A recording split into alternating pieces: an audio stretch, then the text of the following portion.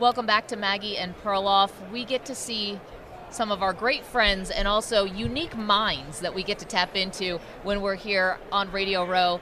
Gary Vee is a CEO, he's an entrepreneur, he's a motivational speaker, he's a media mogul, got a sports agency. You're one of the original investors in Facebook and Twitter, now X, and Uber. Gary, diehard Jets fan, welcome to the show. It is so good to see you. Go ahead, my friend. I was going to say a lot of success and a Jets fan. It's like the Jets is like the fandom is like the bizarro reverse of my actual life. That's literally, by the way, actually how I think about it. Yeah, you've been so blessed and so all blessed. the foresight in some ways, and yet you still hold on to the Jets. Okay, so with that in mind, Gary, I know you said you want to own them one day. Yes. How are you feeling about the Aaron Rodgers experiment so far? I feel it's been, really unfortunate. Even Bills fans probably felt a hair of an inch of sadness for us. Like, it's so sad. Sad wasn't what first came to mind. You were thrilled? No, I was not. That I don't root for injuries. Agreed. I was disappointed that we didn't get to see how it was going to go. Well, you will this year. How do you think he's going to be able to recover? I think his recovery is fine. What is going to happen is, will the Jets be able to address the offensive line this year? And will they be able to add another receiver to join in with Garrett Wilson, who's proven he can play in this league at a high level? And that will be the entire variable of this team. But, Gary, what about structural things? All the reports of dysfunction and leaks, does that worry you? No, that's to get subscriptions at The Atlantic. Okay. The Athletic. Thank you. Like, that's where I'm at with that report.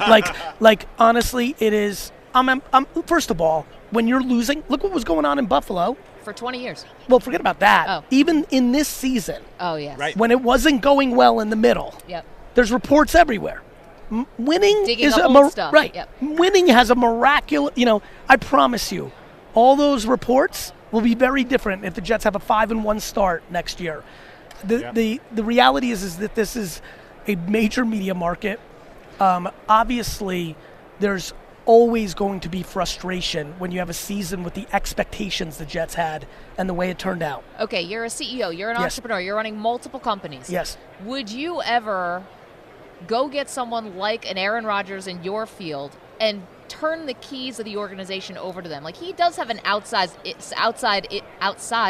influence on this team. Is that okay? Is that healthy for good companies?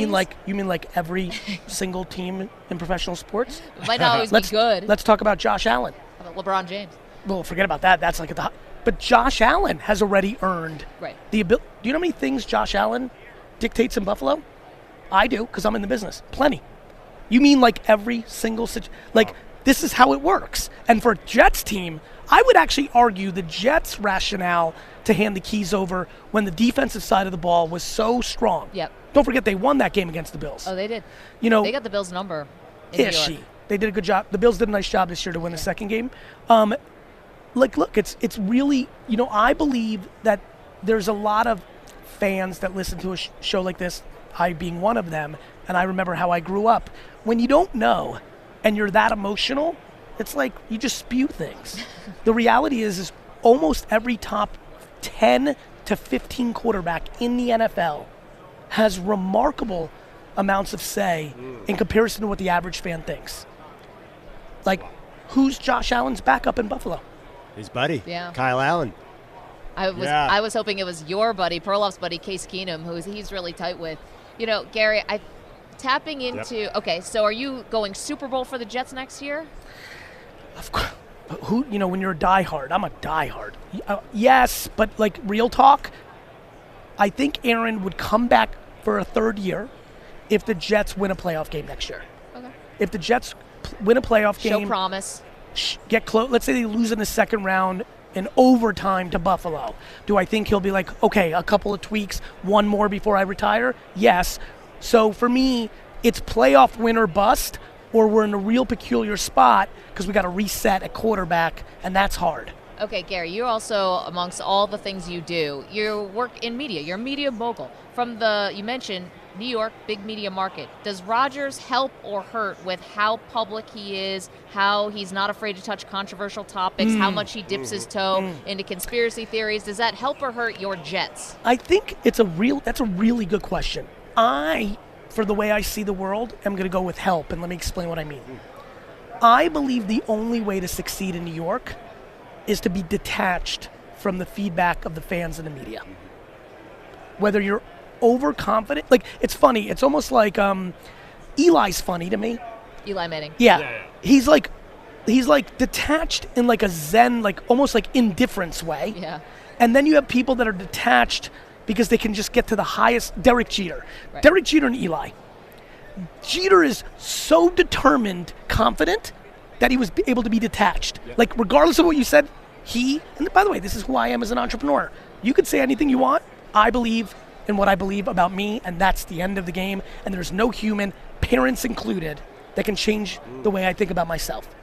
And then you have people that are just like detached in almost, not an aloof way, because that would be incredibly inappropriate to Eli, just a very focused kind of like matter-of-fact indifference way. So I believe what Aaron does by giving all that attention, all that stuff, listen, I'm sure Saleh and Douglas this year got a better read on a lot of their guys. And I think that gives them information to make changes. I think the Jets, ironically, the reason I'm so pro Saleh, as everybody's about that report and everything, is like, when I look at what they've done on the defensive side of the ball, John Franklin Myers, free agent. Quincy Williams, who's an all-pro, who was a free agent. Not Quinnen, the brother. That's right, Quinnen, who's a Pro Bowler and remarkable. Michael Carter, I am a diehard. I know how much Ashton Davis has developed. Like, when you look at what's happened on that team, Bryce Huff, who will not be a Jet this year, he's going to sign a huge deal, I think. I hope the Jets resign him, but he's going to get paid $20 million. The guy was a UDFA. We have developed men. We've been very hurt. We had the most combinations on the offensive line. This is how football plays.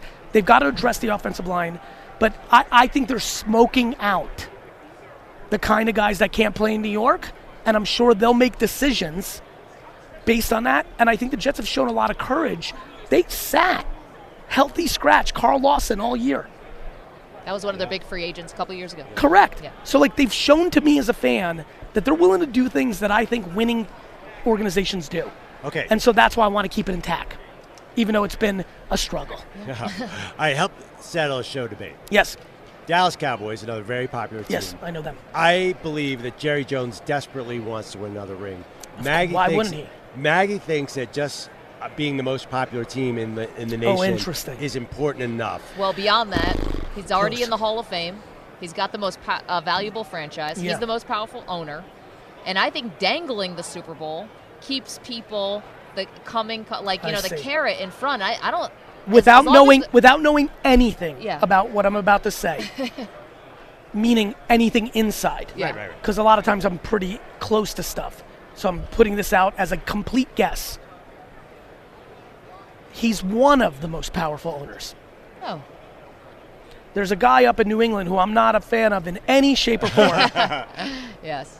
And I would argue that I find it likely that there's a little bit of envy of how much the dude up in New England has won since he last won. I find it unlikely that he doesn't want to win a ring. I find it like, actually, I just wouldn't even like, it wouldn't make, I think what Max is saying is right. I think those other things matter to him. Mm-hmm. Highest value, if you said, does Jerry care more to have the highest value franchise or win another ring? That one would be tough. And if you really put a gun to my head, I would pick highest value. Okay. I said if he could make a deal where you could win a Super Bowl, but you cannot speak into a microphone or show yourself publicly for a year. He would take Super Bowl. For a year, Super Bowl. Okay, 5 years. Can't take credit for it. Wouldn't guarantee it. He would just play it out. But there's what value? I'm with you on that. But Jerry's never going to sell. So what does the value matter to an owner at that level? They're all ego. Ego.